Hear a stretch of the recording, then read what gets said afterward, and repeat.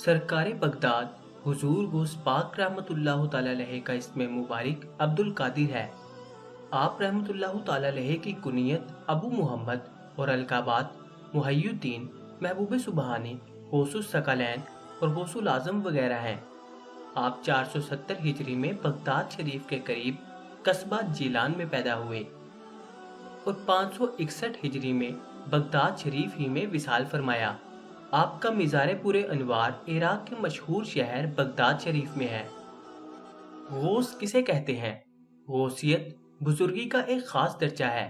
लफ्ज़ गौस के लग़वी मायनी है फरियाद रस, यानी फरियाद को पहुंचने वाला, जो कि हजरत शेख अब्दुल कादिर जीलानी रहमतुल्लाह अलैहि गरीबों, बेकसों और हाजतमंदों के मददगार हैं। इसीलिए आपको गौसे आजम के खिताब से सरफराज किया गया और बाज़ अकीदतमंद आपको पीराने पीर दस्तगीर के लक़ब से भी याद करते हैं। आप रहमतुल्लाह ताला अलैहि का नस्ब शरीफ। आप रहमतुल्लाह ताला अलैहि वालिद माजिद की निस्बत से हसनी है। सिलसिले नस्ब यूं है: सैयद मुहय्युद्दीन अबू मुहम्मद अब्दुल कादिर बिन सैयद अबू सालेह मूसा जंगी दोस्त बिन सैयद अबू अब्दुल्ला बिन सैयद याह्या बिन सैयद मुहम्मद बिन सैयद दाऊद बिन सैयद मूसा सानी बिन सैयद अब्दुल्ला बिन सैयद मूसा जून बिन सैयद अब्दुल्ला महज बिन सैयद इमाम हसन मसना बिन सैयद इमाम हसन बिन सैयदना अलीउल मुर्तज़ा रज़ियल्लाहु तआला अन्हुमा अजमाइन। और आप अपनी वालदा माजिदा की निस्बत से हुसैनी सैयद हैं। आप रहमतुल्लाह ताला अलैहि के अबाओ अजदाद। आप रहमतुल्लाह ताला अलैहि का खानदान सालेहीन का घराना था। आपके नाना जान, दादा जान, वालिद माजिद, वालदा मोहतरमा, फूफी जान, भाई और साहबजादगान सब मुत्तकी और परहेजगार थे। इसी वजह से लोग आपके खानदान को अशराफ का खानदान कहते थे। आप रहमतुल्लाह ताला अलैहि के वालिद मोहतरम। आप रहमतुल्लाह ताला अलैहि के वालिद मोहतरम हजरत अबू सालेह सैयद मूसा जंगी दोस्त रहमतुल्लाह ताला अलैहि थे। आपका इसमें ग्रामी सैयद मूसा, कुनियत अबू सालेह और लक़ब जंगी दोस्त था। आप रहमतुल्लाह ताला अलैहि जिलान शरीफ के अकाबर मशाइख करामुल्लाह ताला अलैहि में से थे। जंगी दोस्त लक़ब की वजह। आप रहमतुल्लाह ताला अलैहि का लक़ब जंगी दोस्त इसलिए हुआ कि आप खालिस्तन अल्लाह ताला की रज़ा के लिए नफ्स कुशी और रियाजत शरई में यकताई ज़माना थे। नेकी के कामों का हुक्म करने और बुराई से रोकने के लिए मशहूर थे। इस मामले में अपनी जान तक की भी परवाह ना करते थे। चुनांचे एक दिन आप जामे मस्जिद को जा रहे थे कि खलीफा वक्त के चंद मुलाजिम शराब के मटके नहायत ही एहतियात से सरों पर उठाए जा रहे थे। आपने जब उनकी तरफ देखा तो जलाल में आ गए और उन मटकों को तोड़ दिया। आपके रोब और बुजुर्गी के सामने किसी मुलाजिम को दम मारने की जुर्रत ना हुई, तो उन्होंने खलीफा वक्त के सामने वाक़े का इजहार किया और आपके खिलाफ खलीफा को भड़काया। तो खलीफा ने कहा, सैयद मूसा को फौरन मेरे दरबार में पेश करो। चुनांचे हजरत सैयद मूसा रहमतुल्लाह ताला अलैहि दरबार में तशरीफ ले आए। खलीफा इस वक्त गैज़ो गज़ब से कुर्सी पर बैठा था। खलीफा ने ललकार कर कहा, आप कौन थे जिन्होंने मेरे मुलाजमीन की मेहनत को रायगा कर दिया? हजरत सैयद मूसा रहमतुल्लाह ताला अलैहि ने फरमाया, मैं मुहतसब हूँ और मैंने अपना फर्ज मनसबी अदा किया है। खलीफा ने कहा, आप किसके हुक्म से मुहतसब मुकर्रर किए गए हैं? हजरत सैयद मूसा रहमतुल्लाह ताला अलैहि ने रोबदार लहजे में जवाब दिया, जिसके हुक्म से तुम हुकूमत कर रहे हो।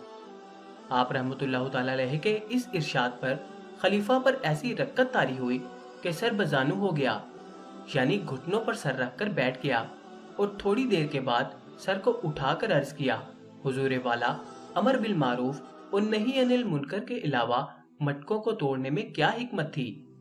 हजरत सैयद मूसा रहमतुल्लाह ताला अलैहि ने इरशाद फरमाया, तुम्हारे हाल पर शफकत करते हुए नीज तुझको दुनिया और आखिरत की रुसवाई और जिल्लत से बचाने की खातिर। खलीफा पर आपकी इस हिकमत भरी गुफ्तगू का बहुत असर हुआ और मुतासिर होकर आपकी खिदमत अक़दस में अर्ज गुजार हुआ, अलीजा, आप मेरी तरफ से भी मुहतसब के ओहदे पर मामूर हैं। हजरत सैयद मूसा रहमतुल्लाह ताला अलैहि ने अपने मुतवक्किलाना अंदाज में फरमाया, जब मैं हक ताला की तरफ से मामूर हूँ तो फिर मुझे खल्क की तरफ से मामूर होने की क्या हाजत है? اسی دن سے آپ جنگی دوست کے لقب سے مشہور ہو گئے۔ آپ رحمۃ اللہ تعالی علیہ کے نانا جان حضور سیدنا غوث الاعظم رحمۃ اللہ تعالی علیہ کے نانا جان حضرت عبداللہ سومئی رحمۃ اللہ تعالی علیہ جیلان شریف کے مشائخ میں سے تھے۔ آپ نہایت زاہد اور پرہیزگار ہونے کے علاوہ صاحب فضل و کمال بھی تھے۔ بڑے بڑے مشائخ کرام رحمۃ اللہ تعالی علیہ اجمعین سے آپ نے شرف ملاقات حاصل کیا۔ آپ رحمۃ اللہ تعالی علیہ مستجاب الدعوات تھے۔ شیخ ابو محمد الداربانی رحمۃ اللہ تعالی علیہ فرماتے ہیں، سیدنا عبد القادر جیلانی رحمۃ اللہ تعالی علیہ مستجاب الدعوات تھے، یعنی آپ کی دعائیں قبول ہوتی تھیں۔ اگر آپ کسی شخص سے ناراض ہوتے تو اللہ اس شخص سے بدلہ لیتا، اور جس سے آپ خوش ہوتے تو اللہ اس کو انعام و اکرام سے نوازتا۔ ضعیف الجسم اور نحیف البدن ہونے کے باوجود آپ نوافل کی کثرت کیا کرتے اور ذکر و اذکار میں مصروف رہتے تھے۔ آپ اکثر امور کے واقع ہونے سے پہلے ان کی خبر دے دیا کرتے تھے، اور جس طرح آپ ان کے رونما ہونے کی اطلاع دیتے تھے اسی طرح ہی واقعات روح پذیر ہوتے تھے۔ آپ رحمۃ اللہ تعالی علیہ کی نیک سیرت بیویاں حضرت شیخ شہاب الدین سہروردی رحمۃ اللہ تعالی علیہ اپنی شہرہ فاق تصنیف اوار المعارف میں تحریر فرماتے ہیں، ایک شخص نے حضور سیدنا غوث الاعظم رحمۃ اللہ تعالی علیہ سے پوچھا، یا سیدی آپ نے نکاح کیوں کیا؟ سیدنا شیخ عبد القادر جیلانی رحمۃ اللہ تعالی علیہ نے فرمایا، بے شک میں نکاح کرنا نہیں چاہتا تھا کہ اس سے میرے دوسرے کاموں میں خلل پیدا ہو جائے گا، مگر رسول اللہ صلی اللہ علیہ وسلم نے مجھے حکم فرمایا کہ عبد القادر تم نکاح کر لو، اللہ کے یہاں ہر کام کا ایک وقت مقرر ہے۔ پھر جب یہ وقت آیا تو اللہ نے مجھے 4 بیویاں عطا فرمائیں، جن میں سے ہر ایک مجھ سے کامل محبت رکھتی ہے۔ حضور سیدی غوث اعظم رحمۃ اللہ تعالی علیہ کی بیویاں بھی آپ رحمۃ اللہ تعالی علیہ کے روحانی کمالات سے فیض یاب تھیں۔ آپ کے صاحبزادے حضرت شیخ عبد الجبار رحمۃ اللہ تعالی علیہ اپنی والدہ ماجدہ کے متعلق بیان کرتے ہیں کہ جب بھی والدہ محترمہ کسی اندھیرے مکان میں تشریف لے جاتی تھیں تو وہاں چراغ کی طرح روشنی ہو جاتی تھی۔ ایک موقع پر میرے والد محترم غوث پاک رحمۃ اللہ تعالی علیہ بھی وہاں تشریف لے آئے۔ جیسے ہی آپ کی نظر اس روشنی پر پڑی تو وہ روشنی فوراً غائب ہو گئی، تو آپ نے ارشاد فرمایا کہ یہ شیطان تھا جو تیری خدمت کرتا تھا، اس لیے میں نے اسے ختم کر دیا، اب میں اس روشنی کو رحمانی نور میں تبدیل کیے دیتا ہوں۔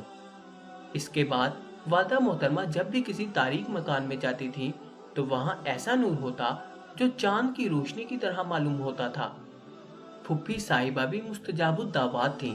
ایک دفعہ جیلان میں قحط سالی ہو گئی، لوگوں نے نماز استسقا پڑھی لیکن بارش نہ ہوئی، تو لوگ آپ کی پھپھی جان حضرت سیدہ ام عائشہ رحمۃ اللہ تعالی علیہ کے گھر آئے اور آپ سے بارش کے لیے دعا کی درخواست کی۔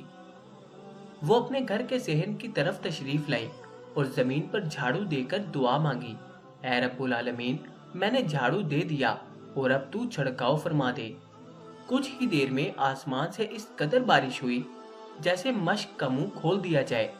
لوگ اپنے گھروں کو ایسے حال میں لوٹے کہ تمام کے تمام پانی سے تر تھے اور جیلان خوشحال ہو گیا۔ آپ کی ولادت کی بشارتیں۔ سرکار مدینہ صلی اللہ علیہ وسلم کی بشارت۔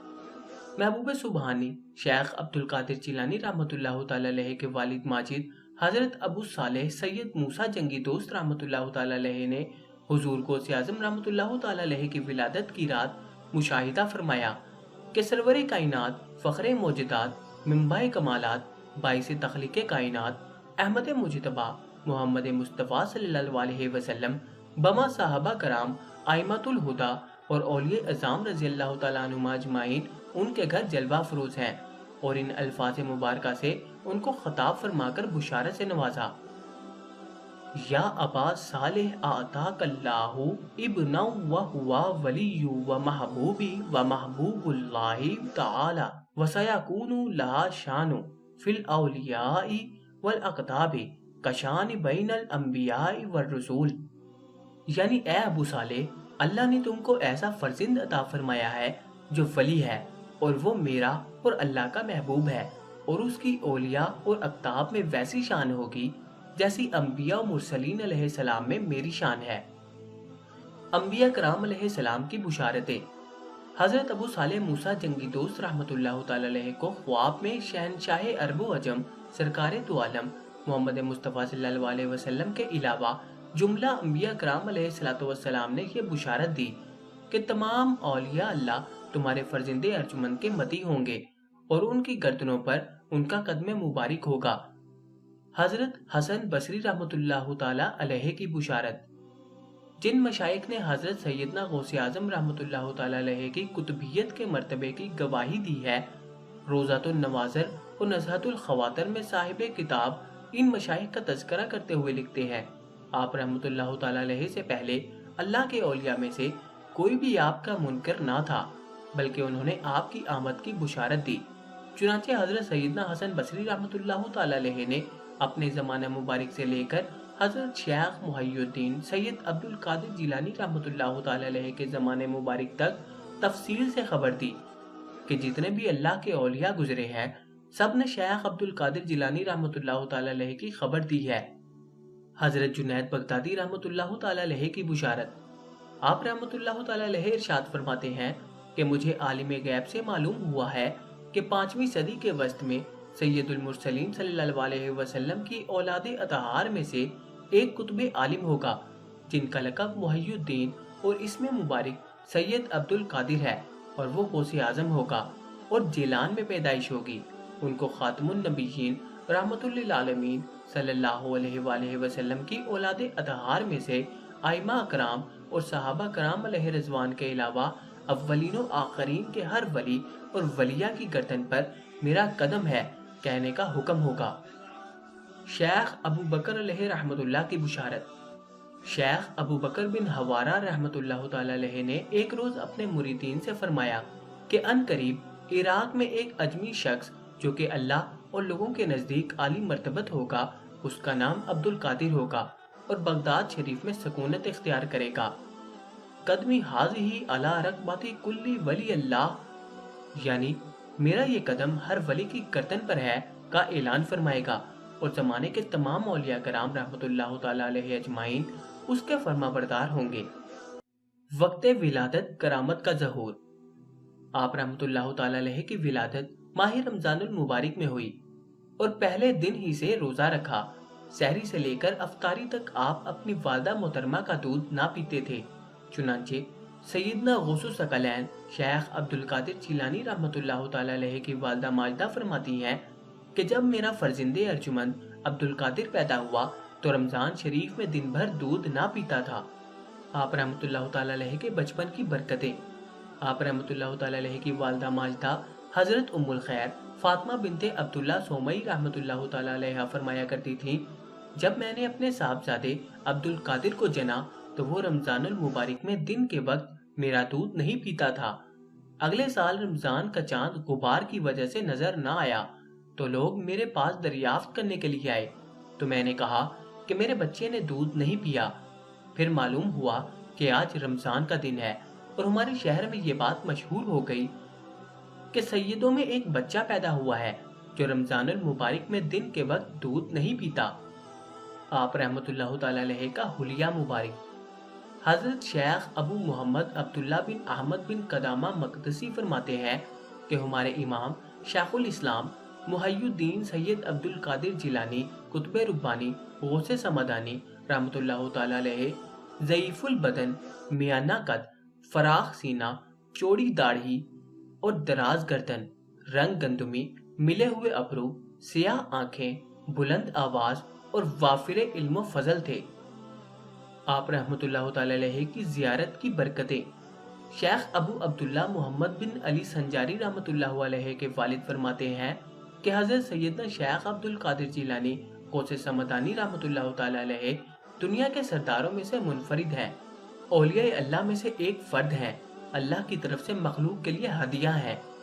وہ شخص نہایت نیک بخت ہے جس نے آپ کو دیکھا، وہ شخص ہمیشہ شاد رہے جس نے آپ کی صحبت اختیار کی، وہ شخص ہمیشہ خوش رہے جس نے حضرت سیدنا شیخ عبد القادر جیلانی رحمت اللہ تعالی علیہ کے دل میں رات بسر کی۔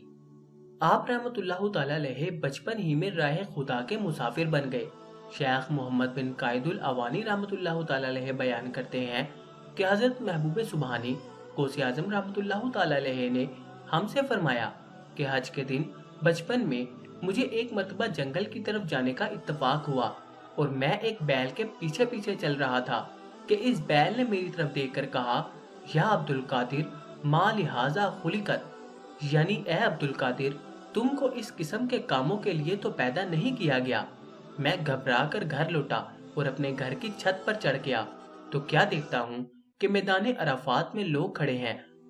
اس کے بعد میں نے اپنے والدہ ماجدہ کی خدمت اقدس میں حاضر ہو کر عرض کیا، آپ مجھے راہ خدا میں وقف فرما دیں اور مجھے بغداد جانے کی اجازت مرحمت فرمائے تاکہ میں وہاں جا کر علم دین حاصل کروں۔